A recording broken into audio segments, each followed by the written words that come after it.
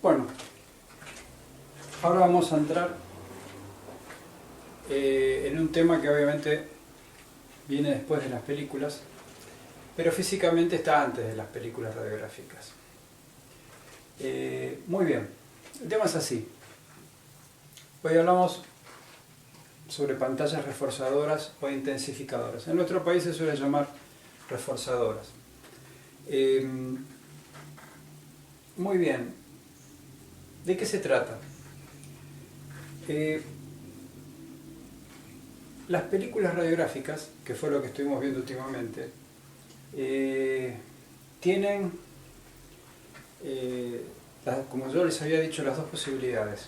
Una, la de poder recibir directamente la radiación X y producir un fenómeno de velado, justamente por esa misma radiación X, o sea que la misma radiación es la que hace el velado de la placa, de la película, pero digamos que en realidad el 99% de los rayos X atraviesan la placa radiográfica sin pena ni gloria, como se dice normalmente, o sea, sigue de largo y no afecta a la película.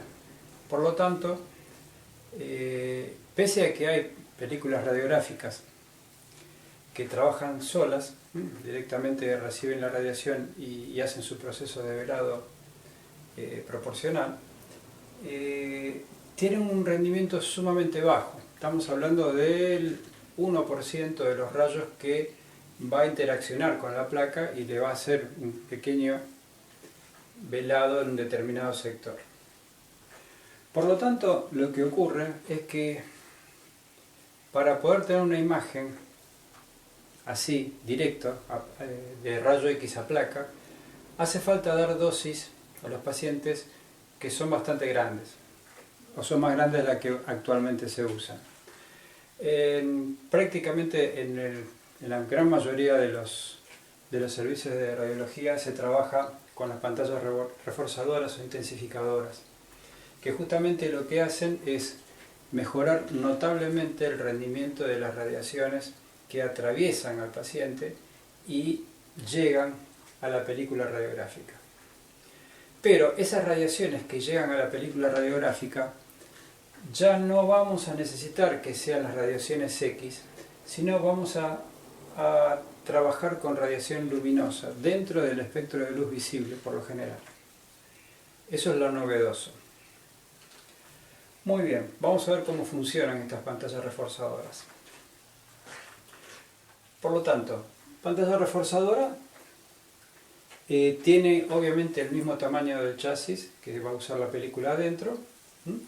La película radiográfica va a estar acá, yo la dibujé así con esta forma, pero si vamos a ser un poco más específicos, vamos a decir que la película radiográfica va a estar pegada a la pantalla reforzadora, obviamente, y la película radiográfica, que ya la hemos estudiado en la clase anterior, acuérdense que nosotros trabajamos o vamos a tener películas de doble emulsión, o sea, emulsión acá abajo y emulsión acá arriba, y en el medio la base, como ya habíamos visto. ¿Por qué? Porque por lo general los chasis que ya vienen con las pantallas reforzadoras,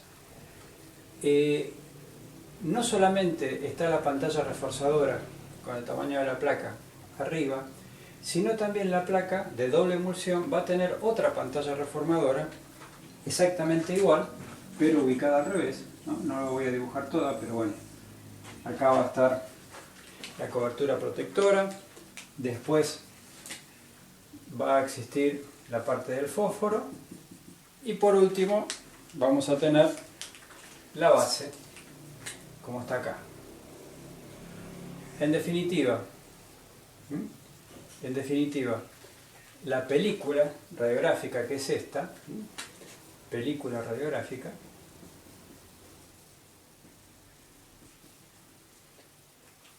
digamos que está hecha un sándwich entre dos partes, arriba y abajo, de pantallas reforzadoras.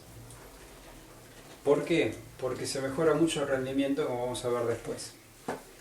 Perfecto. Bueno, en principio, la realidad, o sea, el uso que normalmente hay, bueno, acá me olvidé de la capa reflectora, ¿no? El uso que normalmente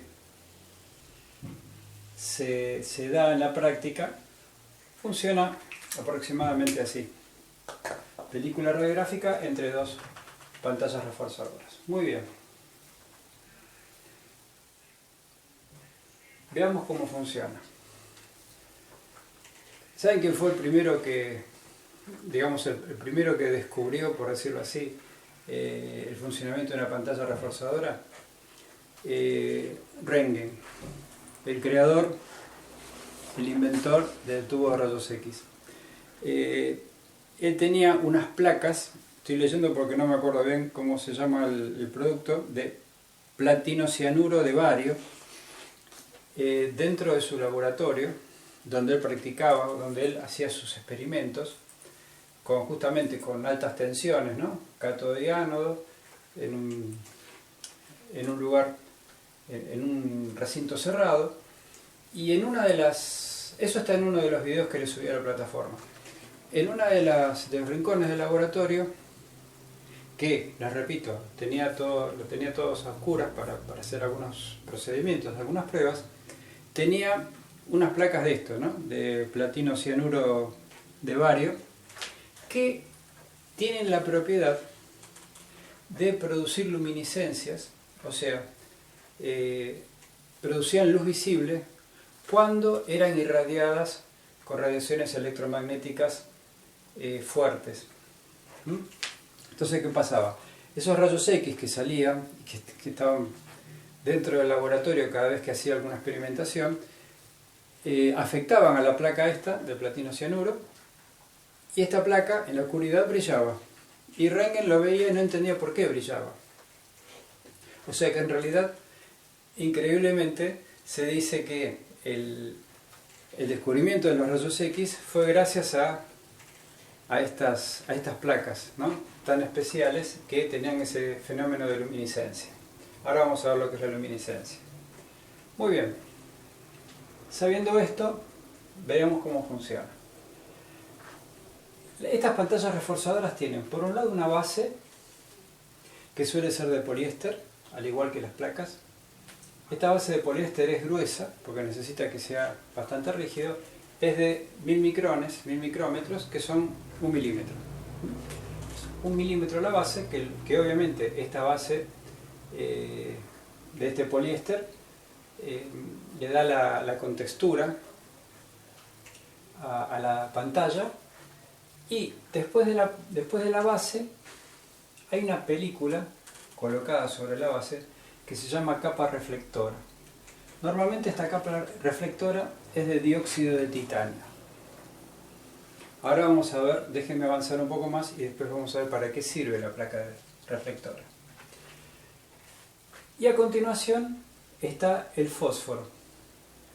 Acá en el fósforo, en esta capa de fósforo, que va a tener entre 0,15 y 0,3 milímetros o 150 a 300 micrómetros de espesor, acá es donde se cocina la historia. ¿Por qué digo se cocina la historia? Porque acá es donde los rayos X, el tubo de rayos está arriba, en el medio está el paciente. Estos rayos X son los famosos rayos X de salida, como suele decir Bullón. O sea, son los rayos X que salen del paciente, que atravesaron al paciente y van a ingresar a la pantalla reforzadora en primer lugar. Cuando atraviesan la pantalla, entran a la pantalla reforzadora, obviamente pasan por la base.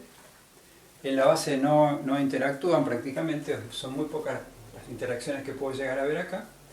Atraviesan la capa reflectora de dióxido de titanio, se usa este material, es uno de los dos materiales que mencionan en el manual, y finalmente terminan en el fósforo, en la capa de fósforo.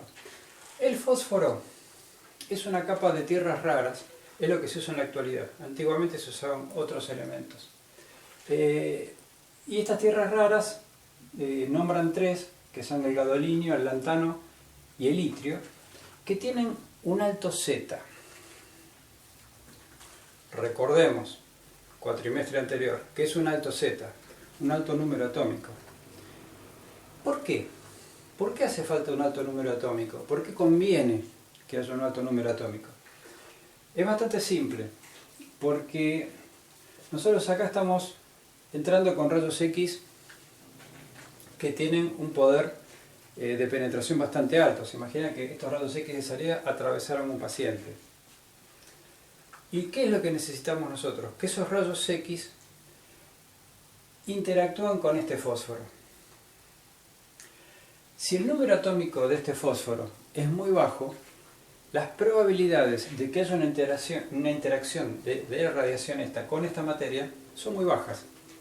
Para que haya buena probabilidad de interacción necesitamos que el Z sea bien alto, que el número atómico sea bien alto, o sea que a los rayos X le cueste pasar, que de hecho la gran mayoría de los rayos X o una buena porción de rayos X se va a ver frenado por este alto número atómico, y al ser frenado, ¿qué hace? Entrega su energía. ¿Cómo? Muy simple. Acá tenemos núcleo, orbitales, electrones del fósforo, llegan los rayos X y suben, no eliminan, no lo eliminan, suben de energía a los electrones externos. O sea, y estos rayos X van entregando esa energía a estos electrones de la última capa, y lo que van a hacer es subirlos a un estado de energía mayor. Cuando suben a ese estado de energía mayor, obviamente este rayo X seguramente no va a quedarse habiendo entregado toda esa energía acá, seguramente que continúa y va a interactuar con otros átomos de gadolinio, lantano, itrio, y va a seguir subiendo electrones a valores más altos de su energía, a unos cuantos. Entonces, ¿qué ocurre? Cuando el rayo X pasó, impresionó, o sea, afectó, ¿no? Interactuó acá dentro del fósforo, haciendo esto, subiendo los electrones de las últimas capas a una energía mayor, a un estado energético mayor, inmediatamente estos electrones bajan. Al bajar, ¿a qué? Bajan a su energía inicial, a su estado base. Vuelven a su orbital, vuelven a su capa. ¿Qué va a pasar? Cuando vuelven, emiten un fotón de luz visible. O un fotón de luz. No vamos a hablar en este momento de qué longitudes de onda, pero un fotón de luz. Este otro que estaba acá, cuando baja, va a hacer lo mismo. Va a mandar otro fotón de luz. Por lo tanto, por cada rayo X que entra, el fósforo va a ser afectado, va a subir muchos niveles energéticos, o sea, va a subir el nivel energético de muchos electrones. Cuando estos bajan, van a emitir muchos fotones de luz. ¿Está claro? Ese es el principio de la luminiscencia. La capacidad de una radiación, en este caso ionizante, para crear luz. Ya el año que viene en Radiofísica 2 vamos a ver muchos casos.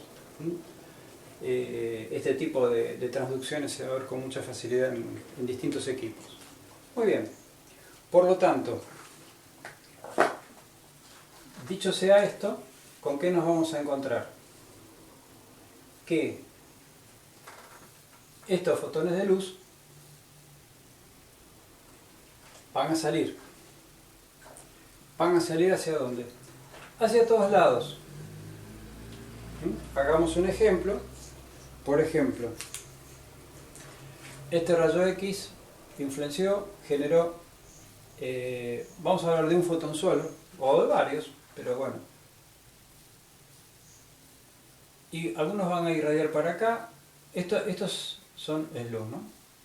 Otros van a irradiar para abajo, otros van a irradiar para acá. Obviamente esto es muy delgado, estamos hablando de 1/10 de milímetro, o sea que la posibilidad de que se alejen mucho de la zona es muy pequeña, o sea que no va a haber problemas de que se desenfoque la cosa, ¿no? Entonces, ¿qué pasa? Esta irradiación va a salir para todos lados.